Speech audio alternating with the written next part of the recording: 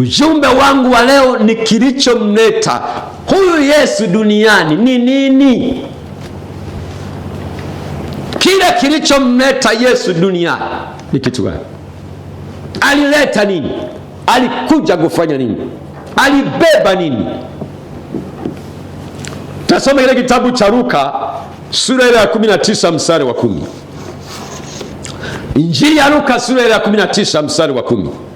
Biblia imesema hivi: kwa kuwa mwana wa Adamu alikuja kutafuta na kuokoa kile kilichopotea.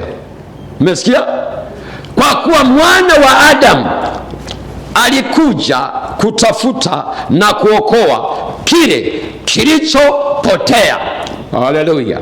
Mwana wa Adamu. Sasa ngoja nikufafanulie kidogo hilo tu neno mwana wa Adamu. Kwa nini Yesu anaitwa mwana wa Adamu?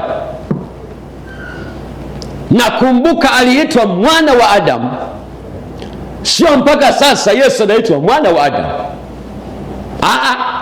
Kuna wakati ambapo sasa ilikuwa ni wakati sahihi wa yeye kuitwa mwana wa Adamu. Kwa aliitwa mwana wa Adamu ule wakati alipokuwa ameuvaa mwili. Alipokuwa ameuvaa mwili ndipo alipokuwa yuko kwenye position hiyo ya mwana wa Adamu. Haleluya! Sasa sikiliza, Adamu ndio mtu wa kwanza kuumbwa na Mungu na mke wake Hawa.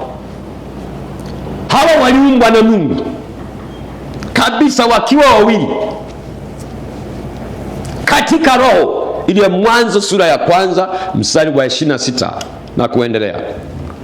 Ile Mwanzo sura ya 1 na ule mstari wa 26, Biblia imesema, Kiswahili kinasema, na tumfanye mtu kwa mfano wetu na kwa sura yetu, wakatawale samaki wa baharini, ndege wa angani na viumbe vyote wa nchi pia.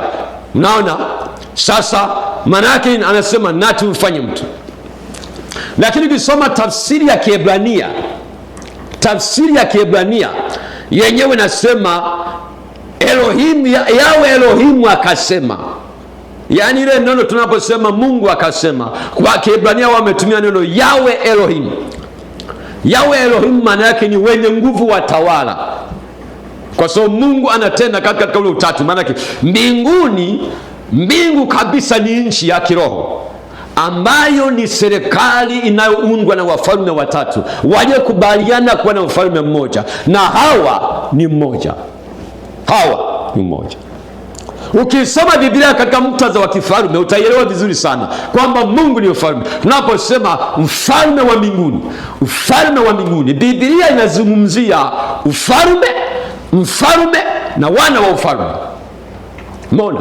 Biblia inazungumzia kuinuka kwa ufalme wa Mungu, inazungumzia kuanguka kwa ufalme wa Mungu, na inazungumzia kuinuka tena kwa ufalme wa Mungu duniani.